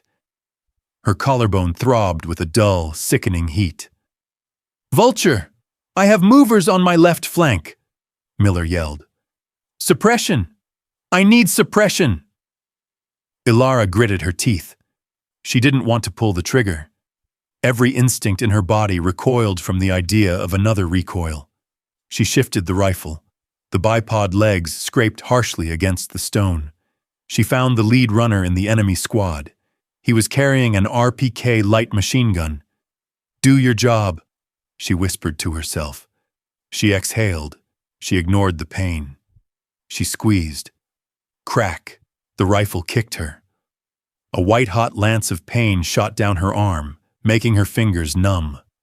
She gasped, a ragged, ugly sound that she barely managed to keep off the radio. Down in the valley, the lead runner disintegrated. The Raufoss round hit the ground just in front of him, the explosive tip detonating and shredding him with shrapnel and rock fragments. The rest of the squad froze. They dove for cover behind a cluster of boulders. "Splash!" Elara gasped. "Target suppressed! Good hits! Keep them down!" "Vulture," a new voice cut in. It was Lieutenant Kalin from the TOS. "Drone feed confirms kill on the DSHK. But, Corporal, the ballistics telemetry doesn't make sense. The flight time, where are you firing from?" "I am at my assigned sector," Elara lied. "Point Sierra." Sierra is 3 clicks out," Kalin stammered. "That's impossible. You can't be hitting them from Sierra." "Physics doesn't care about your map, sir," Elara muttered, racking the bolt. Clang. Another casing hit the rock. The enemy squad was popping up again. They realized the rate of fire was slow. They were getting brave. Elara forced her eye back to the scope. Her vision was blurring at the edges. Shock, maybe, or just pain. She blinked the tears away. She couldn't afford to pass out. Not yet. 2 more, she told herself. Just 2 more. She lined up on the boulders where the squad was hiding. She didn't have a clear shot at a man, so she aimed at the rock itself. The Raufoss was an anti-material round. It was designed to break things. Crack. The impact on her shoulder made her vision black out for a microsecond. When sight returned, she saw the boulder down below shatter. The high-explosive incendiary tip blew a chunk of granite the size of a microwave into the air. The fighters behind it scrambled backward in terror, abandoning their pursuit. "They're breaking!" Miller shouted. "We made the wadi! We are clear of the kill zone!" "One more," Elara whispered. "Cover the rear."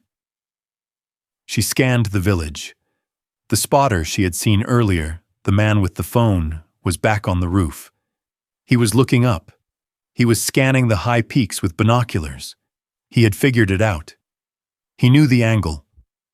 He pointed straight at her. Elara felt a cold chill that had nothing to do with the wind.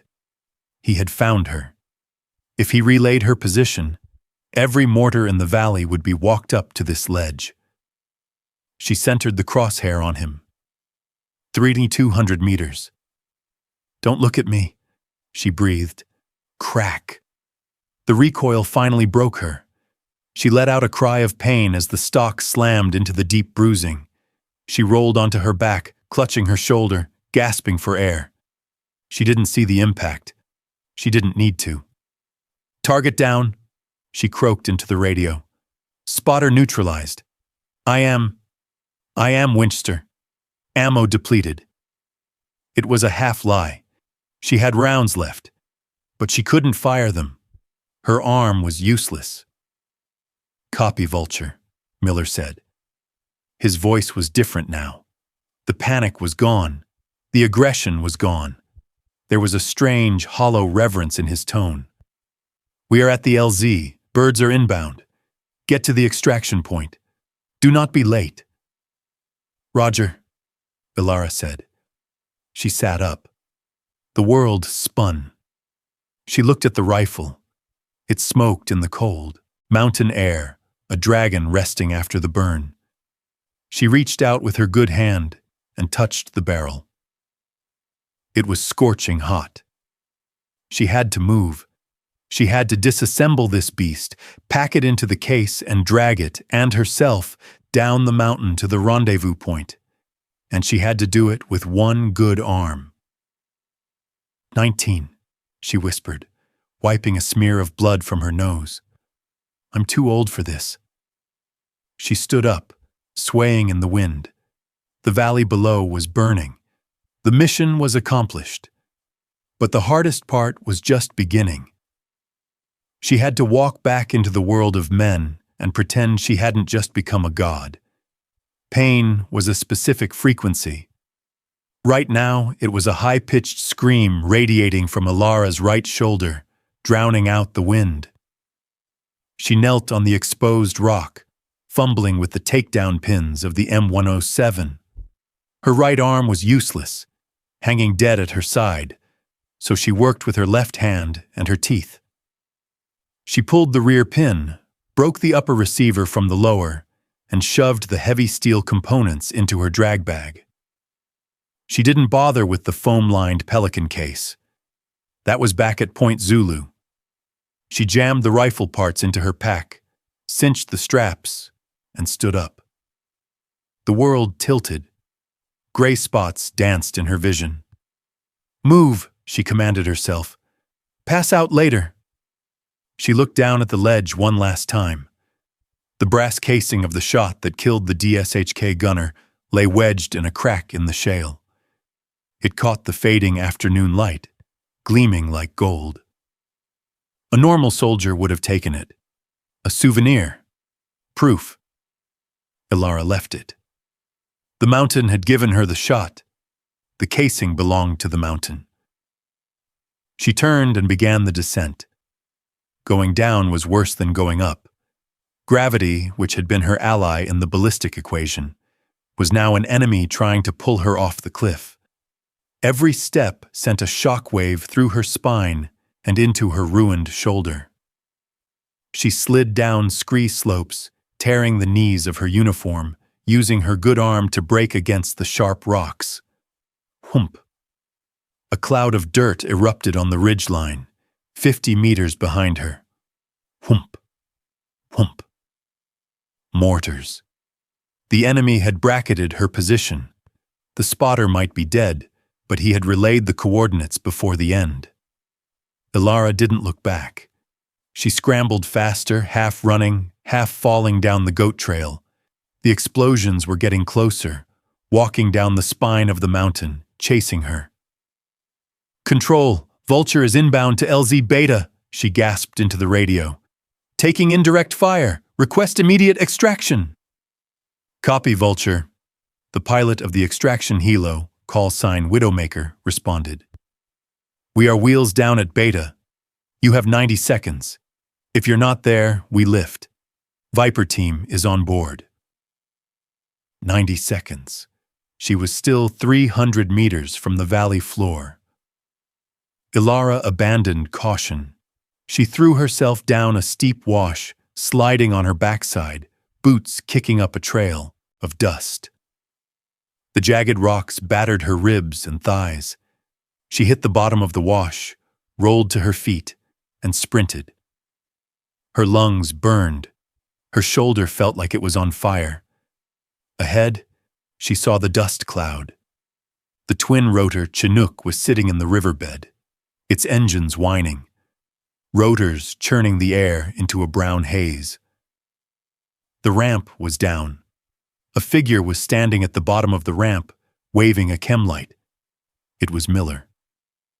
Elara ran. Her legs felt like lead. The mortar rounds were now impacting the base of the cliff, shrapnel pinging off the rocks around her. She stumbled, falling hard onto her chest. The air was knocked out of her. Get up. She couldn't. The pack was too heavy. The pain was too much. Then, hands grabbed her drag handle.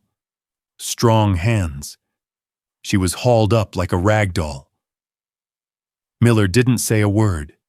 He grabbed her vest with one hand, grabbed her weapon strap with the other, and practically threw her up the ramp of the helicopter. He jumped in after her. "Go, go, go!" The Chinook lurched upward, banking hard to avoid the incoming mortar fire. The sensation of lift pressed Elara into the metal floor. She lay there for a moment, staring at the ceiling of the aircraft, watching the hydraulic lines vibrate. She was alive. She rolled over and sat up, leaning back against the webbing of the fuselage. The interior of the bird was bathed in red tactical light. Viper team was strapped in opposite her. They were covered in dust, blood, and exhaustion. Ghost lay on a stretcher in the center, a medic working on his leg. He was pale, but conscious. No one spoke. Every eye in the helicopter was fixed on Elara. Miller sat directly across from her. He had taken off his helmet. His face was caked in grime, sweat tracking lines through the dirt. He looked at her small frame, huddled in the oversized gear. He looked at the way she cradled her right arm. He looked at the drag bag containing the rifle that had spoken from the sky. He reached into his vest pocket and pulled out a pouch of chewing tobacco. He packed a lip, never breaking eye contact. "I checked the range," Miller said. His voice was barely audible over the roar of the engines. Elara didn't answer. She just focused on breathing. 3,800 meters, Miller said. That's what the drone telemetry said. The other SEALs shifted in their seats. That number didn't make sense to them. It was a number that belonged to artillery, not rifles. "The wind was bad," Elara whispered. Her voice was a rasp. Miller shook his head slowly. He looked at his men. Then he looked back at the 19-year-old girl who had disobeyed his order, saved his life, and broken the laws of physics. "We thought you were a liability," Miller said. He didn't apologize. Men like Miller didn't apologize. They just acknowledged new data. "I'm just the support asset," Elara said, closing her eyes. "No," Miller said. He leaned forward, his voice hard and serious. You're the angel of death, kid.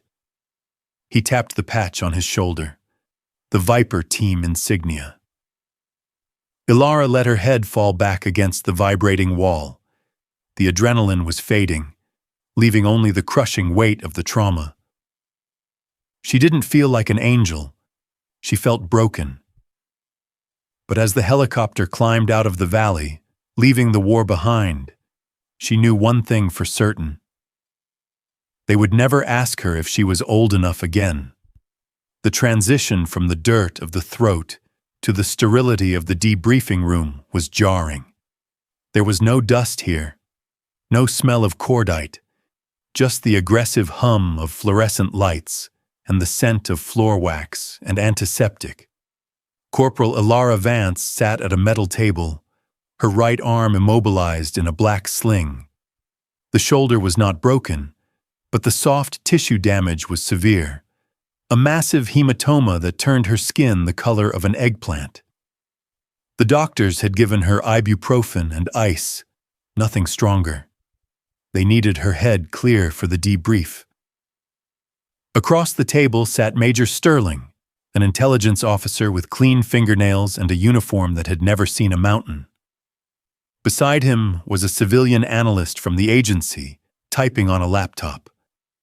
"Let's go over this again, Corporal," Sterling said, tapping a stylus on a tablet.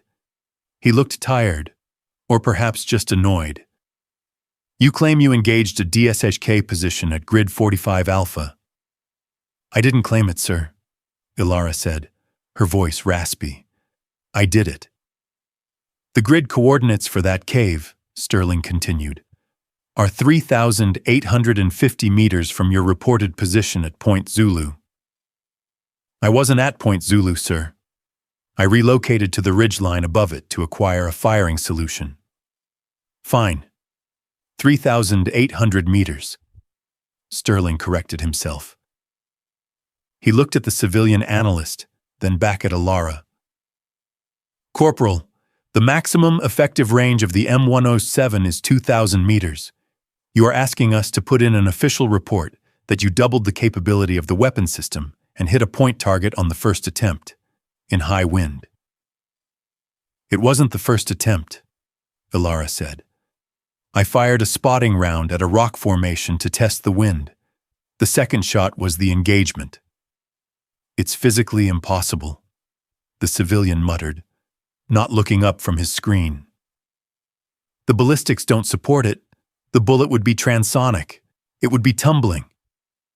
"It was tumbling," Elara agreed. "I accounted for the keyhole effect.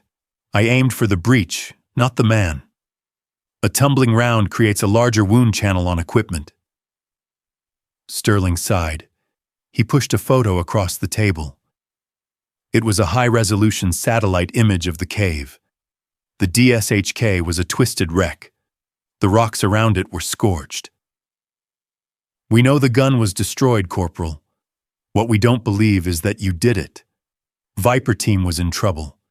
We suspect they called in an unauthorized kinetic strike from a drone that wasn't on the books, and now they are using you, a support attachment, to cover the paper trail." Elara stared at him. The accusation was logical. It was politics. It was safer to believe in a rogue drone than a 19-year-old girl with a sniper rifle. "Check the timestamp," Elara said. "Check the audio logs. You'll hear the shot 11 seconds after the impact. Audio can be faked. Telemetry can be spooked." Sterling leaned forward. "If you admit this was a drone strike, we can make this go away. Viper team gets a slap on the wrist for comms procedure, and you go back to your unit. But if you insist on this lie, we have to launch a forensic inquiry. That means ballistics testing. That means we pull the bullet fragments out of the wall. If they don't match your rifle, you're looking at a court-martial for falsifying an official record." Elara felt the cold anger rising in her chest. It was the same look Miller had given her at the airfield, the look that said she didn't belong. "I left the casing," Elara said softly. "On the ridge. Grid reference Sierra 2. Raufoss MK211. Batch number is in my logbook. A casing proves you fired a gun, Sterling said dismissively. It doesn't prove you hit a target 3 miles away. The door to the briefing room opened. Master Chief Miller walked in. He had showered, but his eyes were still red-rimmed with dust and exhaustion. He walked with a limp. He didn't ask for permission to enter.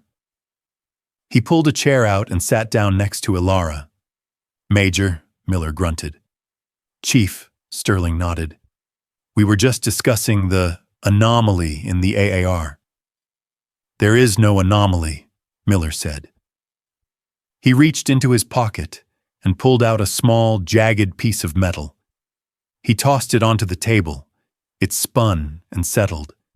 It was a fragment of a heavy machine gun receiver. Burnt into the steel was a smear of green paint and copper, the distinct signature of a Raufoss round. I dug that out of the gunner's vest, Miller lied. He hadn't dug it out of the vest. He had picked it up from the ground. It's a .50 caliber penetrator core.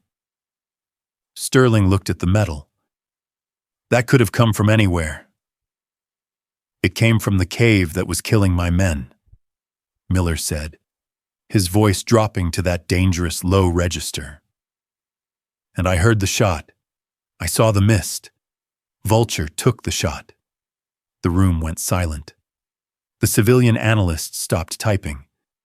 If you file this report as is, Sterling warned, it goes to the Pentagon, it goes to the press. Teenage girl breaks world sniper record. Do you know what happens then? The circus comes to town. Every news outlet, every politician, every terrorist organization will want to know who she is. She's 19, Miller. You want to put that target on her back? Miller looked at Elara. For the first time, she saw something like protection in his eyes. She's right here, Elara said, and she doesn't want the record. They both looked at her. I don't want the press, Elara said. I don't want the medal. I just want to do my job. Miller nodded slowly. He turned back to Sterling. Classify it, Miller said. Excuse me? Classify the shot, Miller ordered. Mark it as a joint kinetic engagement. Attribute the kill to Viper Team assets. No names, no distance specified.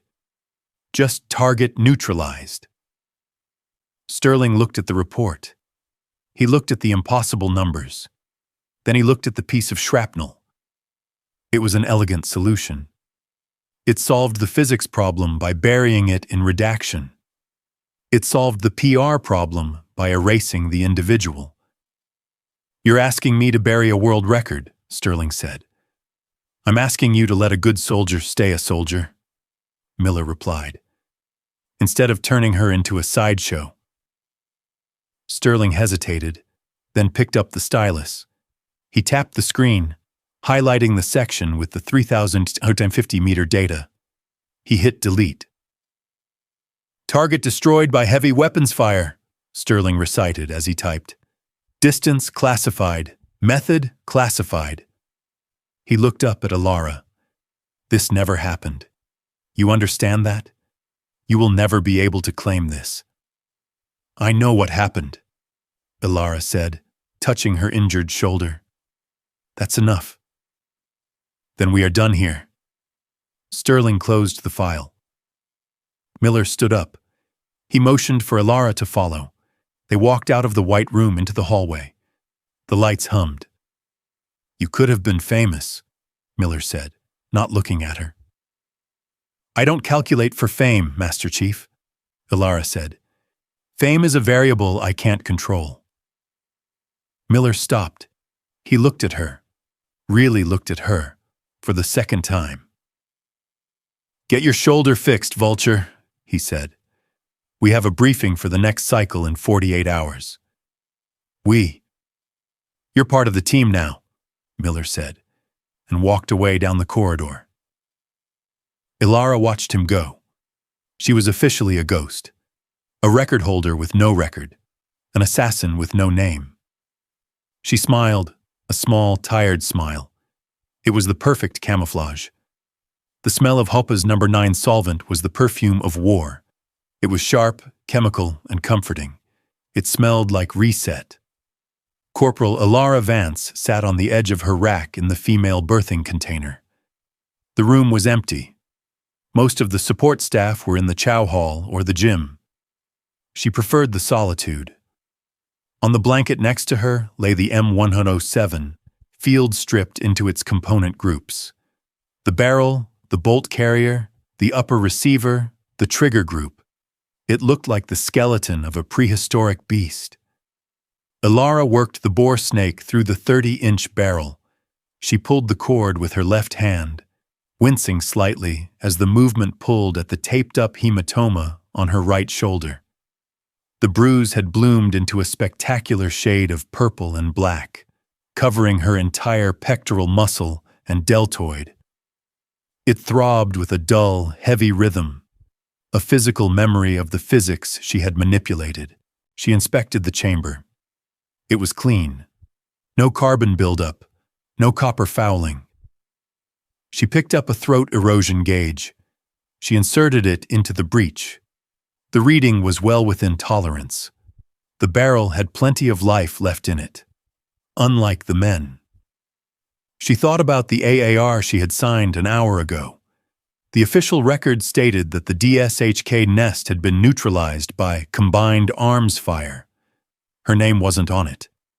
The distance, 350 meters, wasn't on it. The shot that had shattered the world record by nearly a kilometer simply did not exist. In 20 years, military historians would debate the limits of the 50 BMG cartridge. They would say that a hit beyond 3,500 meters was theoretically impossible due to the transonic destabilization. They would write papers proving it couldn't be done. Elara smiled. It was a small, private expression. Let them argue. The paper didn't matter. The math worked. And because the math worked, Miller was alive. Ghost was alive. That was the only record that counted. Knock. Knock. The sound on the metal doorframe was heavy. Elara looked up. Master Chief Miller stood in the doorway. He was in PT gear, shorts, and a t-shirt, and he looked smaller without his armor, though he still filled the frame. He held a cardboard coffee cup in one hand. "At ease, Vulture," he said before she could try to stand. "Sit down." He stepped inside. It was technically a violation of regulations for him to be in the female quarters without an escort, but nobody stopped a Master Chief. He looked at the disassembled rifle. "She clean?" Miller asked. "Yes, Master Chief. Ready for tasking." "Good, because the birds are spinning up again in 12 hours. We have a lead on the HVT network that set the trap. We're going back out." Elara nodded. She reached for the bottle of lubricant. "I'll be ready." Miller stood there for a moment, swirling the coffee in his cup. He looked uncomfortable. Silence wasn't his natural state. Shouting orders was. "I spoke to the armory," Miller said. "I had them requisition a recoil pad, a heavy one, gel-filled. Should help with the shoulder situation." "Thank you, Chief." "And," Miller reached into his pocket, "I found this. Thought you might want it." He tossed a small object onto the blanket next to the rifle bolt. It was a Velcro patch. PVC rubber, coyote tan, and black. It wasn't the Viper Team logo. It was a custom design, likely cut by one of the laser engravers in the fab shop. It depicted a bird of prey, a vulture, perched on a scope reticle. Underneath, it didn't say her name. It just said, "The Math." Elara picked it up. She ran her thumb over the raised rubber. "The boys made it," Miller said, looking at the wall. "Ghost drew it up from his hospital bed. He said he never saw anything like that shot. He said you saved his life." "I just did the calculation." Elara said softly. Yeah, well, Miller cleared his throat. You calculated us home. That makes you one of us. You ride with Viper from now on. No more arguments from the lieutenant. You're our designated heavy.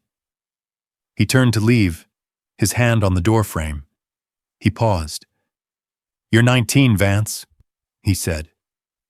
It wasn't a question anymore. It was a statement of disbelief. Yes, Master Chief.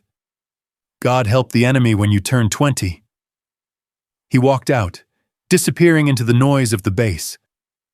Elara sat there for a long time, holding the patch. The acknowledgement was heavy, heavier than the rifle. It meant expectation. It meant that next time, they wouldn't doubt her. They would rely on her. The burden of performance had shifted from proving herself to sustaining the legend. She placed the patch on her vest, pressing the Velcro down firmly. She began to reassemble the M107. Click. The bolt carrier slid home. Snap. The receiver pins locked. Twist. The muzzle brake was secured. She checked the optic one last time. The glass was clear. The reticle was black and sharp against the dim light of the room. She reached for a fresh magazine. 10 rounds of Raufoss MK211. 10 equations waiting to be solved. 10 decisions waiting to be made. She slid the magazine into the well. It locked with a definitive metallic thunk. Elara Vance lay back on her pillow, staring at the ceiling. Outside, the wind howled across the Afghan plains, kicking up the dust, hiding the mountains. But she didn't fear the distance anymore. She was the constant, and the war was just a variable.